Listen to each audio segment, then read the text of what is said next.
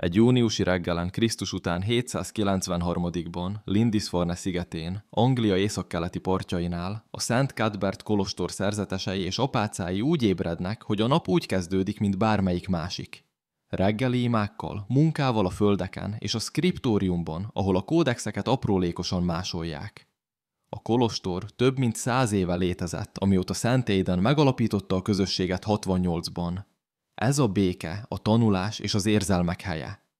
De ezen a reggelen a látóhatár valami újat hoz. Vitorlák jelennek meg a tengeren. Nem ismerős kereskedőhajók ezek, hanem drakkarok, viking hosszú hajók, sárkányfejekkel díszített orral, amelyek mindegyike 30-40 északi harcost szállít. A békés szerzetesi közösség számára katonai tapasztalat nélkül, megfelelő erődítmények nélkül, a mezőgazdasági eszközökön kívül, fegyverek nélkül, a felfegyverzett skandináv harcosok hirtelen megjelenése abszolút katasztrófát jelent. A támadások hajnalban kezdődnek, a kolostort kifosztják. A generációk óta felhalmozott kincseket, arany és ezüst erekjetartókat, értékes kéziratokat mind elviszik vagy megsemmisítik. Az ellenálló szerzeteseket megölik, azokat, akiket túl öregnek vagy gyengének tartanak ahhoz, hogy hasznosak legyenek, sebesülten vagy holtan hátrahagyják. De másokat, köztük egészséges fiatal szerzeteseket és apácákat megkötöznek és a hajókra visznek. Sorsuk rabszolgaság lesz a skandináv földeken. Életek, amelyek teljesen átalakulnak, kiszakítva a vallási hivatásból, kényszermunkára ítélve egy teljesen más társadalomban. Ma feltárjuk a kolostorok elleni viking támadások történelmi valóságát. Mi történt a vallási foglyokkal, különösen a felszentelt nőkkel, az északi rabszolgasági rendszert és azt, hogyan jegyezték fel ezeket az élményeket a keresztény krónikákban, amelyek több mint 1000 évre formálták a vikingekről alkotott képet. A kolostorok elleni viking támadások megértéséhez először meg kell értenünk az északi terjeszkedés kontextusát. Körülbelül Krisztus után 790 és 1068 között, a viking korszakkal ismert időszakban. Norvégia, Dánia és Svédország skandináv népei drámai módon terjeszkedtek Európa szerte, elérve Oroszországot, a Földközi-tengert, Izlandot, Grönlandot, sőt, rövid időre még Észak-Amerikát is. A motivációk összetettek voltak. Demográfiai nyomás Skandináviában, technológiai fejlődés a hajóépítésben, amely lehetővé tette a hosszú óceáni utazásokat, kereskedelmi és gazdagsági lehetőségek, és bizonyos esetekben menekülés az északi régiók politikai megszilárdulása elől. De döntő fontosságú, hogy sok viking számára a portyázások és a fosztogató támadások legitim, sőt tekintélyes gazdasági tevékenységet jelentettek. Egy sikeres harcos a portyázások során gazdagságot, hírnevet és társadalmi státuszt szerzett. A keresztény kolostorok több okból is különösen vonzó célpontok voltak. Először is koncentrált gazdagságot tartalmaztak. A kolostorok évszázadok óta gyűjtötték a hívek adományait, a feltételezett szentek ereklyéit tartalmazó, nemes fémekből és drágakövekből készült bonyolult erekjetartókat, arany és ezüst kelyheket, aranyozott miniatúrákkal díszített kéziratokat, aranyfonalakkal hímzett liturgikus öltözékeket. A vikingek számára ezeknek a tárgyaknak nem volt vallási jelentőségük. Egyszerűen nemes fémek és kövek voltak, amelyeket be lehetett olvasztani vagy eladni. Másodszor a kolostorok általában tengerparti vagy folyómenti területeken helyezkedtek el, amelyek a viking hajókról megközelíthetőek voltak, de távol estek a katonai központoktól, amelyek gyorsan reagálhattak volna. Harmadszor a szerzetesi közösségek békések voltak, katonai kiképzés nélkül, így könnyű célponttá váltak. A szerzetesek és apácák a személyes szegénység fogadalma alatt éltek, de a közösség kollektíven gazdag volt, védtelen vagyonkoncentrációt hozva létre. A Lindisfarne elleni támadás a 793. évben sokkolta a keresztény világot, pontosan azért, mert egy szentnek és sérthetetlennek tartott teret sértett meg. Az angol szász krónika, az angol kolostorok által vezetett történelmi feljegyzések gyűjteménye borzalommal rögzíti az eseményt. Ebben az évben szörnyű előjelek jelentek meg Northumbria földjén, és nyomorúságosan megrémítették a népet. Hatalmas forgószelek és villámok voltak, és tüzes sárkányokat láttak repülni a levegőben. Nagy éhínség követte hamarosan ezeket a jeleket, és nem sokkal később, ugyanabban az évben, június 6-án, Pogány emberek betörései nyomorúságosan elpusztították Isten egyházát Lindisfarneban, fosztogatással és mészárlással. Yorki Alcuin, egy angol tudós, aki Nagy Károly udvarában szolgált, abszolút borzadalommal teli leveleket írt, költőjen kérdezve, vajon az ilyen támadások isteni büntetéseke a keresztények bűneiért. Hogy mi történt a foglyokkal, beleértve az apácákat is, azt az északi rabszolgasági rendszer összefüggésében kell megérteni. A vikingeknek nem voltak erkölcsi kifogásaik a rabszolgasággal szemben. Az északi társadalom hierarchikus volt, megkülönböztetett osztályokkal. Jarlok, nemesek, karlok, szabad emberek, és trallok, rabszolgák. A trallok vagyontárgyak voltak. Vették, eladták, örökölték őket. A rabszolgák forrásai közé tartoztak a hadifoglyok, a portyák foglyai, az adósság vagy bűncselekmények miatt rabszolgaságba eladott emberek, valamint a szolgasorban született rabszolgák gyermekei. Rabszolgapiacok léteztek a viking kereskedelmi központokban, mint például a dániai Hedeby és az írországi Dublin. Az angol, ír és frank portyákból származó foglyok értékes árucikkek voltak. Az elfogott apácák számára az átmenet traumatikus volt több szinten is. Először is erőszakosan kiszakították őket vallási hivatásukból.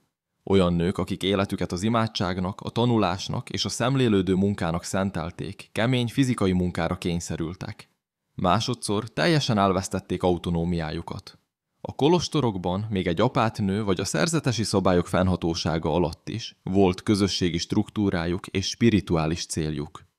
Rabszolgaként, jogok nélküli egyéni tulajdonná váltak. Harmadszor szembe kellett nézniük azzal a valósággal, hogy egy teljesen más, pogány társadalomban élnek, ahol a nyelv, a szokások és a vallás idegenek voltak. Negyedszer és döntően teljesen kiszolgáltatottak voltak. A rabszolgáknak az északi társadalomban nem volt jogi védelmük a bántalmazással szemben. A tulajdonosnak abszolút ellenőrzése volt. Az északi sagák és a későbbi írásba foglalt törvények információt nyújtanak a trollok életéről. A munka a tulajdontól függően változott. A farmokon a rabszolgák a földeken dolgoztak, gondozták az állatokat, nehéz házi munkát végeztek. A rabszolganők gabonát őröltek, szőttek, főztek, takarítottak. A munka fáradtságos volt, az órák hosszúak, és a bánásmód teljes mértékben a tulajdonos hajlamától függött. Egyes tulajdonosok viszonylag jóindulatúak voltak, mások brutálisak. A fizikai büntetés gyakori és legális volt. A szökés rendkívül nehéz volt, különösen a külföldi foglyok számára, akik nem beszélték a nyelvet, nem ismerték a földrajzot, és fizikailag különböztek a helyi lakosságtól, ami könnyen azonosíthatóvá tette őket. A viking rabszolgaság legnyugtalanítóbb dimenziója, különösen a nők számára, a teljes kiszolgáltatottság volt. A rabszolganők nem utasíthatták vissza a tulajdonosok vagy a család más szabad tagjainak kéréseit. Az északi törvények, amelyeket később kódifikáltak, mint például az izlandi grágás, amelyet a 12. és 13. században állítottak össze, de amely korábbi szokásokat tükrözött, jelzik, hogy a szabad férfiak és a rabszolganők közötti kapcsolatok gyakoriak és legálisak voltak. Az ilyen kapcsolatokból született gyermekeket általában szabadnak tekintették, ha az apa elismerte az apaságot, ami perverz ösztönzőt teremtett. Az apácák számára, akik tisztasági fogadalmat tettek és életüket a vallási cölibátusnak szentelték, a rabszolgaságnak ez a dimenziója jelentette mindannak a legfőbb meggyalázását, amit nagyra tartottak. A régészeti és okirati bizonyítékok arra utalnak, hogy néhány keresztény fogoly végül beilleszkedett az északi társadalomba. A modern izlandi populációk DNS elemzése jelentős genetikai hozzájárulást mutat a Brit-szigetekről származó nőktől, ami összhangban van azzal a forgatókönyvvel, hogy sok ír és angol nőt vittek Izlandra a honfoglalás során a 9. században. Ezen nők közül néhányan valószínűleg rabszolgák voltak, mások talán feleségek vagy ágyasok.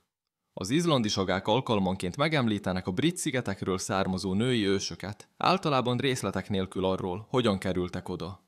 A vikingek kereszténységre való áttérését, amely fokozatos folyamat volt a 9. században. És a 11. század között néha elősegítették a keresztény foglyok, akik házi rabszolgaként szolgáltak, és végül befolyásolták tulajdonosaikat. De az integrációt nem szabad romantizálni. Még akkor is, ha a rabszolganőket végül felszabadították, vagy gyermekeik szabadok voltak, viselték a szolgaszármazás bélyegét, és sokan soha nem érték el a szabadságot, rabszolgaságban halva meg évekig tartó, kemény munka után. A viking temetők alkalmanként tartalmaznak olyan sírokat, amelyeket lehetséges rabszolgaként azonosítottak a marginális elhelyezkedés. A sírmellékletek hiánya vagy az erőszakos halál bizonyítékai alapján, ami összhangban van az emberáldozattal. Az északi sati gyakorlata, ahol a rabszolgákat megölték tulajdonosaik temetésén, hogy a túlvilágon szolgálják őket. Dokumentálva van Ahmad ibn Fadlán, egy arab diplomata beszámolójában, aki tanúja volt egy rusz vezér, viking kereskedő, temetésének a Volga folyónál 921-ben. Leírta, hogyan kényszerítettek egy rabszolganőt arra, hogy részt vegyen egy bonyolult, erőszakos halállal végződő rituáléban, hogy elkísérje halott urát. A keresztény krónikák a vallási foglyok szenvedését mártíromságként hangsúlyozták. Szent Blatmak ír szerzetest a vikingek ölték meg Ionánál 825-ben, amikor nem volt hajlandó felfedni Szent Kolumba ereklyének helyét. Halálát a hagiográfiában ünnepelték. A női foglyok esetében teológiai feszültség volt. Az egyház a szüzességet és a tisztaságot legfőbb erényekként értékelte. A pogány emberrablók által megerőszakolt apácák technikailag tisztátalannak számítottak egyes szigorúak szerint, de többségükben akaratlan mártíroknak tekintették őket. Szent Dymphna, egy ír szent, akit a legenda szerint a 7. században pogány apja ölt meg, amikor elmenekült a vérfertőzés elől, az erőszak túlélőinek védőszentje lett, bár története megelőzi a viking korszakot. De a megőrzött szentség fogalmát, a kényszerű testi meggyalázás ellenére, a vikingek által elfogott apácákra is alkalmazták. A viking támadások kulturális hatása mélyreható volt. A keresztény közösségek számára ezek apokaliptikusak voltak. Liturgikus imákat adtak hozzá, amelyek védelmet kértek. Az északiak dühétől ments meg minket, Uram! A kolostorok elkezdtek megerősödni, őrtornyokat építeni, megállapodásokat kötni helyi urakkal a katonai védelem érdekében. Néhány kolostort elhagytak, az erekléket biztonságosabb helyekre vitték a szárazföld belsejébe. Az illuminált kéziratok készítése a leginkább sújtott régiókban hanyatlott.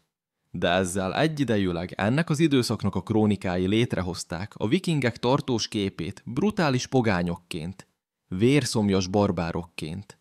Ez a kép uralta a népszerű felfogást évszázadokig.